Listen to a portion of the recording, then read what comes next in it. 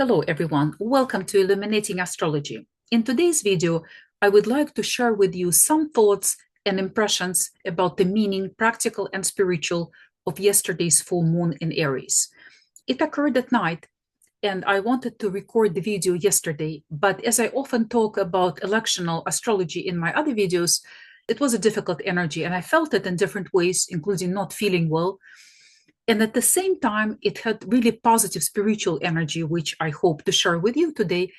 So I thought it was symbolic of the difficulties and polarity that we experience, as there are different tensions, health-wise and relationship-wise, certain division that we experience in the society.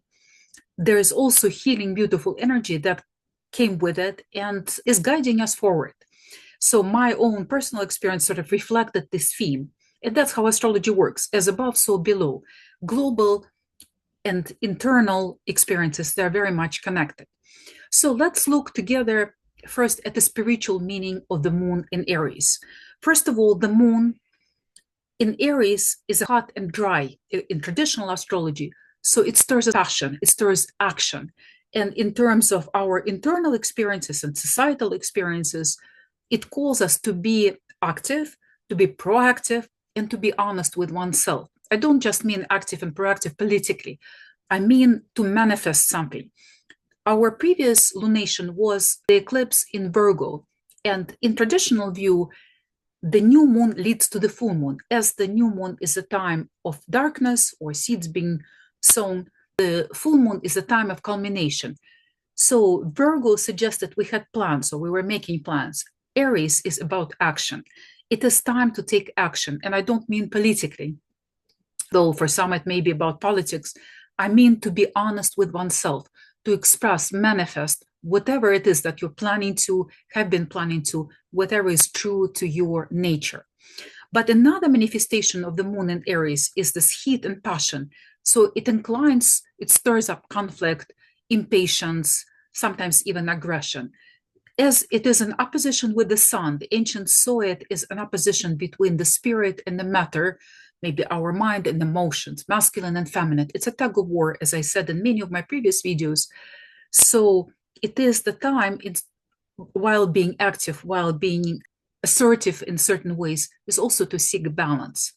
We will take a look at the mundane manifestation of this for the United States for just in a moment, but as a spiritual message to all of us, it's a message to act, to be honest, to be sincere, to be passionate, and yet trying to find balance and both truth and compassion. You know, another idea that comes about the polarities is about relationship with others. Of course, the sun in Libra, we're now in Libra season, and it is very much about relationship with other people and with ourselves, because the moon in Aries suggests we got to be true to ourselves, and sometimes it means letting go of the things that don't work.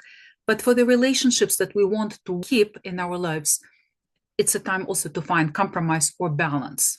It's a compromise between keeping the relationships and being true to oneself. You know, another one, for some people, it may be about courage, right? Just being not afraid to speak your truth, being not afraid to express yourself. A lot of it is also about creativity. And a couple of final notes, the Sabian symbol for the moon in Aries is an older woman weaving a basket together. So all of the thoughts, all of the plans, all of the ideas that we were collecting, we need to manifest it. We need to bring it together. It may mean understanding comes together. It may mean action comes together. Let's take a look at the mundane themes that we may experience in the United States and in North America. Before we take a look at the mundane chart for Washington, D.C., which foretells certain important topics for the next few weeks until the next lunation, I forgot to add one more thing about the moon. The moon in Aries is also about the joy of life. We are living in difficult and turbulent times, and there's a lot going on in the whole world. The whole world is changing, which many astrologers speak about. But specifically, the moon in Aries is reminding, calling to enjoy every moment of our lives, to be present in the moment, which means not only action, but really to enjoy and observe everything that life has to offer. So for the United States, we see that the full moon falls onto the 10th and the 4th house, though in intercepted houses. That suggests that what comes forward is opposition between people and the government, or oppositions within the government itself. But the people are more active. People are the moon. People are more passionate, more expressive in their frustrations or disagreements. Because the moon falls in the intercepted house, it suggests that not all of those passions, not all of those actions come out. Some of it remain hidden. Nevertheless, it comes to our attention that there is a polarity between the people and the government. As to the government itself, of course, in the United States, we know that there is a shutdown. And I see some glimmer of hope with the moon moving to Jupiter as her next aspect with reception.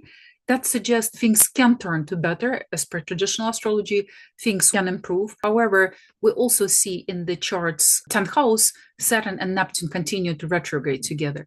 And Saturn in Pisces is a difficult position because it suggests continuing reworkings, redoings, slowing down, confrontations, problems related to the government and governance. And still that there is a confusion and lack of clarity, that structures are changing and a lot of people, or even people in the government, may not know what's going on.